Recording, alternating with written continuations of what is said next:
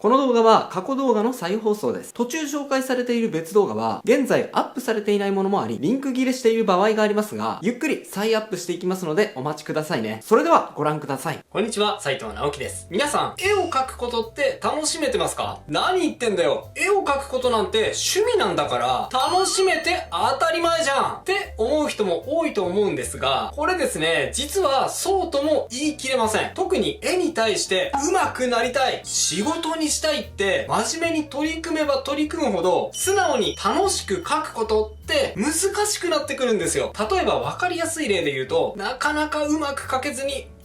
って思い悩んだり、誰かに自分の絵の下手さを指摘されるとグググググってね、今すぐに解決できない問題に突き当たってしまって、俺は才能ないのかもしれないなんていう風に、それまで楽しめていた絵が突然つまらなく、あるいは辛くなってしまうことがあるんですね。でもね、世の中を見てみると、絵が上手い人って、傍から見ているとすごく楽しそうじゃないですか？絵がすごく上手い人ってこういうツイートをよくしますよね。うおー、もっとお絵描きしたい、お絵描き楽しい、もっと上手くなりたいなんていう風に、辛いこともあると思うんですが、楽しそうにしている人が多いですよね。そうなんです。絵を効率的に上達させるには、絵を描くのって楽しい、この感覚を保ち続けることが大事なんです。いやだって考えれば当たり前のことですよね。絵はたくさん描けばたくさん描くほど上達しますが、絵を楽しめていれば自然とたくさん絵を描きます。楽しいからたくさん描く。たくさん描くから上達する。上達するから楽しい。そんな最強ループの中に入っていくことが最も効率的な上達法なんです。でもですね、僕らはそう都合よくその楽しいループの中に入っていけないことがほとんど。なんかきっかけをつかんでもちょっとしたことが原因でその楽しいループから弾き出されてしまって、俺にはどうせ才能なかったんだってね、今度は負のスパイラルに陥ってしまうわけなんです。そんなあなたに解決策。今回はですね、絶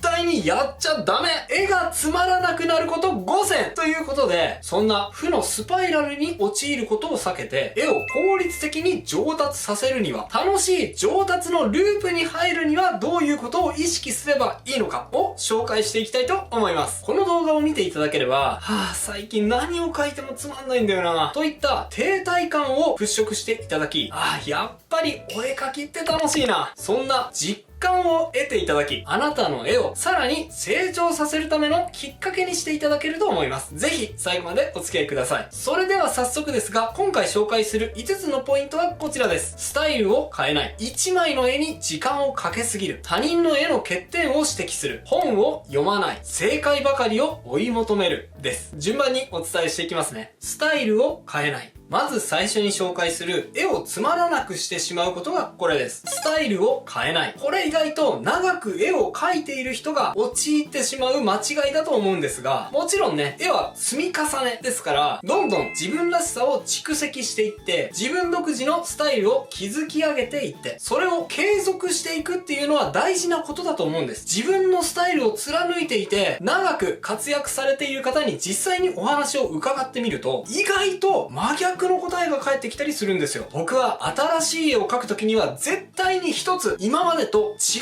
った要素を盛り込むようにしてるんです。そうやってやったことないことに毎回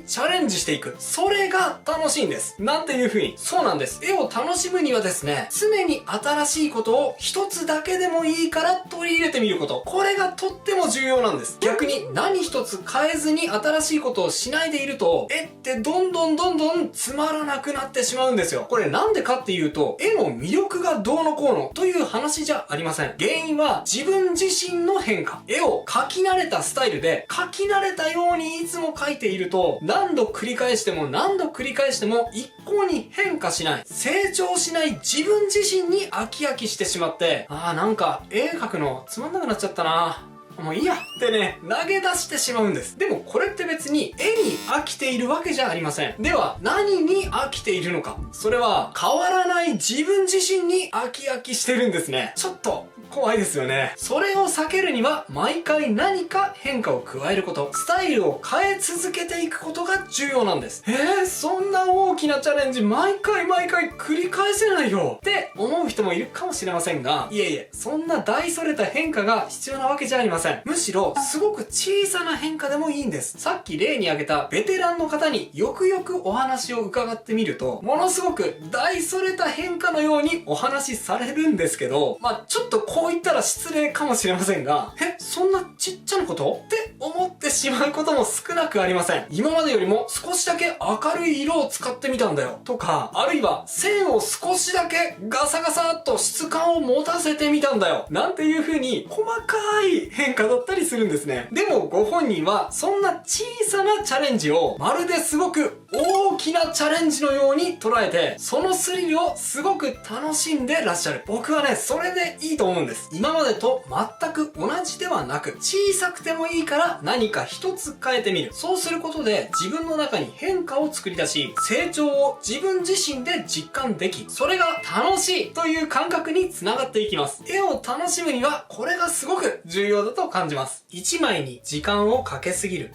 2つ目の絵をつまらなくしてしまうポイント。これはちょっと意外かもしれません。1枚の絵に時間をかけすぎる。基本的に僕は1枚の絵に時間をかけることはいいことだと思っています。僕も他の動画でよく1枚に8時間から10時間程度かけましょうって言ってますよね。少なくともそのぐらい時間をかけた方がクオリティが上がるし、自分が足りていない課題も見つかるからなんですが、でもだからといって1枚に対して50時間、100時間、200時間と時間をかけすぎるのはあまり良くないとも思っています。もちろんね、長いこと絵を描き続けていれば、そういう対策を描く機会っていうのは少なからずあるとは思うんですが、特に初心者から中級者に限っては、なるべく簡単に描けて、そして時間をかけずに仕上げられる作品を目指した方がいいなっていうふうに思うんですね。これはなんでかっていうと、一言で言うと、結果が早く見えた方が楽しめるからですね。で、こういうことを言うと、いやいや、俺は画面の中にキャラクターが大勢いて、背景もしっかりと描かれているような、すごく壮大な絵に憧れて絵を描き始めたんだ。だから俺もそういう壮大な絵が描きたいんだよっていう人もいるかもしれません。気持ちはね、すごくよくわかります。ですがそういう人もそこまでの対策ではなくて、もう少し小さな作品を短時間で描いてみることが楽しく長く描き続けるにはいいと思うんですね。だってほら、スポーツだって同じじゃないですか。何のトレーニングも積んでいない初心者が憧れだけで 42.195 キロのフルマラソンにいきなり挑んだら、もう一発で怪我して次から走れなくなっちゃいますよね。それと同じです。絵も急に対策を仕上げるのではなくて、まずは小さな作品を何個も仕上げていき、慣れてきたら徐々に分量を増やしていく。これがですね、心をすり減らさずに長く楽しく絵を描いていくためのコツです。それにですね、意外と多くの手数、多くの密度、多くの期間をかけて対策を描かずとも作品の良さって十分に表現できちゃうんですよ。意外と大事なのはワンアイディア。これって面白いよねっていう風に一言で言い切れるようなシンプルな良さが多くの人の共感を引きつけることが多いです。そういった一つのアイディアを形にして、結果みんながそのアイディアに対して共感を寄せてくれる。そういった自分のアイディアに対する人の反応を見るという意味でも、対策よりも小さな作品を連発した方が結果をすぐに得ることができて、楽しさにつながっていきやすいと思うんですね。もちろんね、他の人の評価なんて関係ない。自分は絵を描いている時に静かに自分自身と向き合うその時間こそが大事なんだっていう人ももちろんいると思うので、そういう人はですね、100時間、200時間、300時間、長く時間をかけた方が楽しいと感じることができると思うので、一概にね、言い切ることはできないんですが、多くの人の場合、他人の評価というものをそこまで完全に無視することはできません。そういったことも合わせて考えてみると、ある程度短期間に答えが出せて、他人の反応も同時にチェックできるような8時間から10時間、そのぐらいで完結できるような作品をたくさん作っていった方が、世の中の評価と自分自身の表現とのバランスをとっていきやすく、楽しさにつながっていきやすいんじゃないかなって僕は思います。他人の絵の欠点を指摘する。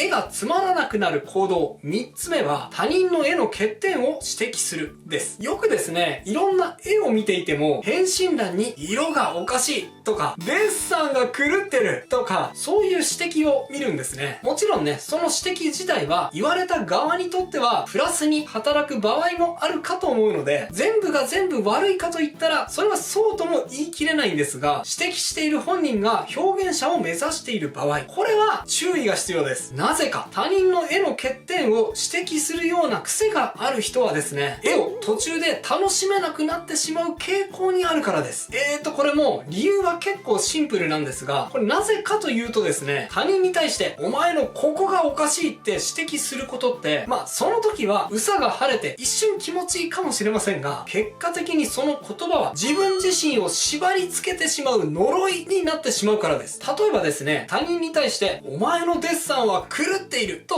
指摘したとすると、それがそっくりそのまま自分自身に返ってきちゃうんですよ。人間はですね、自分の言葉に対して一貫性の法則というものを持っていますから、自分が絵を描いている時にですね、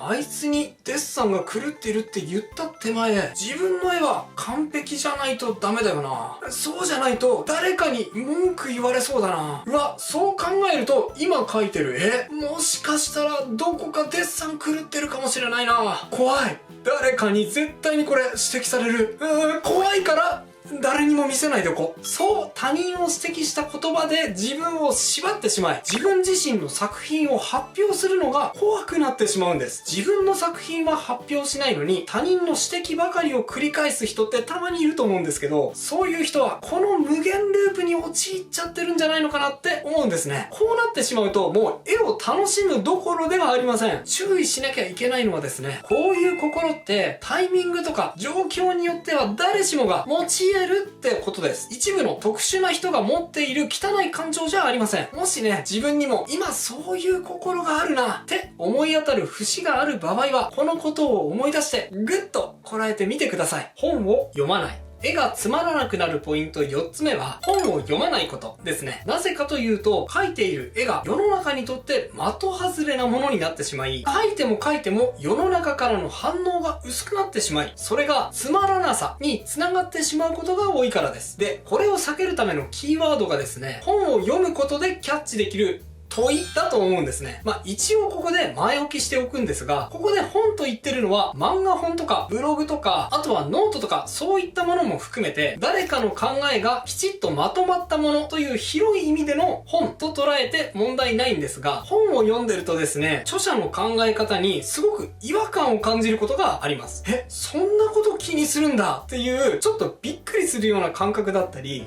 やっぱりそう思うんだと自分自身の問題意識を肯定されるような瞬間だったり、例えば最近僕はメディアアーティストの落合陽一さんの半歩先を読む思考法という本を読んでいるんですが、この本はですね、タイトルがちょっと自己啓発本っぽいニュアンスが含まれているんですが、全然そういう本じゃなくて、落合さんの日記みたいな内容なんですね。ですがこれが逆に落合さんが普段考えているようなことがよく現れていて、そのことが落合さんが最近抱えている問題意識を浮き彫りにしてくれていて、それがね、すごく面白いんですね。例えば自分もすごく共感した言葉として、これからの時代は後ろ向きに全力疾走しながら希望を叫ぶように生きなきゃいけないっていう言葉があるんですが、これは今の時代変化のスピード感として、プレイヤーとして的を得た表現を続けていこうとすると、結果的にその行動だけ見ている人からすれば、このぐらい支離滅裂な行動に見えてしまうっていう、そういう感覚を表した言葉だと解釈しているんですが、これは肌感としてですね、すごく理解できたんですね。対してあまり自分の中になかった感覚として、身体性がデジタルに変換された時、そこにオーラは宿るのかという問題意識がありました。これは野村萬斎さんの 5W1H というデジタル表現と能の舞台とのコラボレーション。この舞台を見た落合さんが野村萬斎さんにデジタル化された自分の映像像に対して解像度の低い所作や動きに対して自分の身体性を重ねることができるのかといったインタビューをするっていう内容だったんですけど、その問いに対しては僕は結構問題意識が希薄であまりピンとこなかったんです。でもこれよくよく考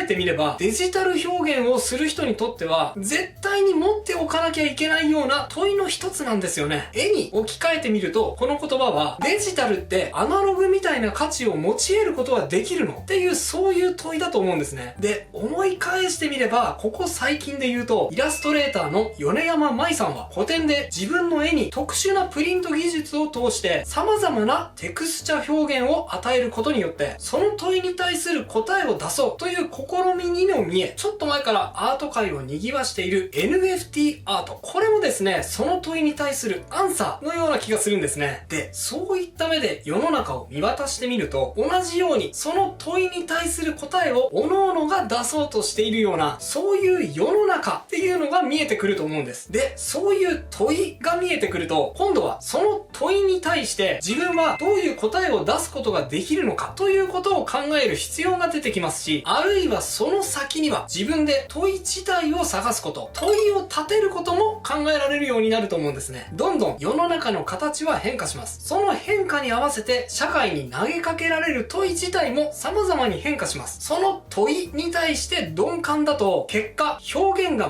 的外れなものになってしまい、投げかけても投げかけても何も返ってこない、つまらない感じになってしまいがちです。それを避けるにはですね、本を読み、時代の変化とともに今の世の中に投げかけられている問いをキャッチすること、そしてさらには自分自身でも問いを立ててみることが重要だと思うんですね。正解ばかり追い求める。そして最後に紹介する絵を描くのがつまらなくなってしまう原因がこれ、正解ばかりを追い求めるです。これはですね、結構意外に思われるかもしれませんが、誰か上手い人が示してくれるこうやりましょうっていう正解がありますよね。まあこれ僕も YouTube でよく言ってます。線を描いていくときはこういう風に描いていくとうまく描けます。色を塗るときにはこういう順番で塗っていくとうまく塗れます。なんていう風に示す正解。これですね、あえて真逆のことをやってみてください。いや、これちょっと自分で言っててもしかしたら反感を買うかもしれませんが、いや、もちろんね、まずはそのままやってみるっていうのも全然ありです。僕が動画でお伝えしているのは、僕の経験に基づいた、こうやったらうまくいくっていう方法ばかりなので、その通りにやったら絶対に成果は出るんですよ。それはお約束します。ですがいいですか？そうやって正解ばかりを追い求めてしまうとですね、絵はいつしかつまらなく感じてしまうことになっちゃうんです。なぜかというと、僕らは無駄なことにこそ楽しみを感じるからですね。正解を追い求めることって、それ自体はですね、短期的にはすごく楽しいんです。示された正解通りにやれば、目に見えて成果が出ますし、それによって周りの反応も得られます。だから、ある程度の承認欲求も満たされます。ですが、そればかりを繰り返してしまうとどうなるのか。正解を追い求めるということはどういうことかというと、言い換えれば、とことん無駄を削ぎ落としていくこととも言えますよね。こうやったら間違い。これをしないのが正解。そうやって無駄をどんどん削ぎ落としていってしまうと、それはいつしかただの作業になってしまうんです。そうなってしまうと、確かに追い求めた結果に最短でたどり着くルートはわかるかもしれませんが、ゴールに向かっている最中はひたすらダッシュ。全然楽しくないですよね。ちょっと思い出してみてください。皆さんは絵を描いている時にどんなことに楽しみを感じていますか？プロ絵師のすっごく上手い絵をトレーシングペーパーを使ってトレースする作業に面白みを感じますか？いや、それよりも下手でもいいから好きなように紙に描き殴った結果、こんな風に線を描くとかっこいい線になるぞ。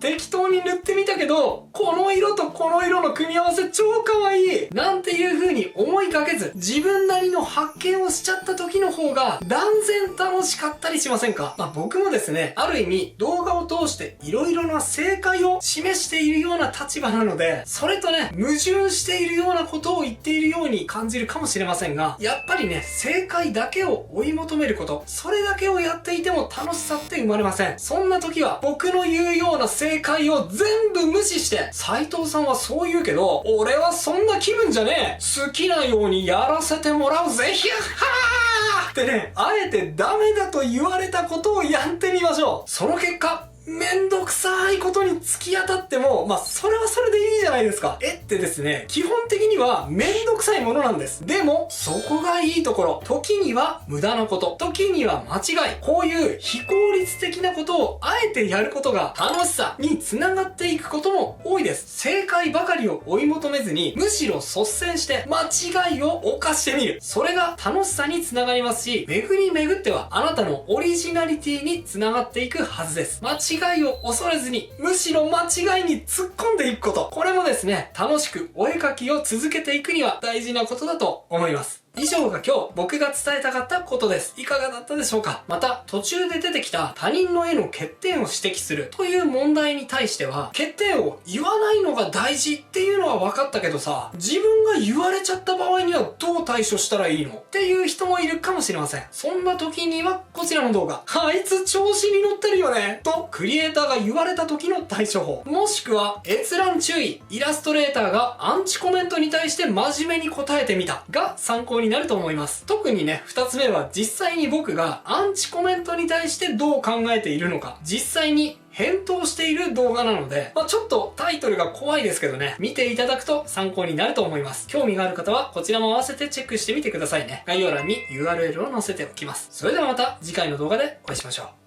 バイバイ。ということで、再放送をお届けしました。いかがだったでしょうか？新チャンネルのチャンネル登録と高評価もよろしくお願いします。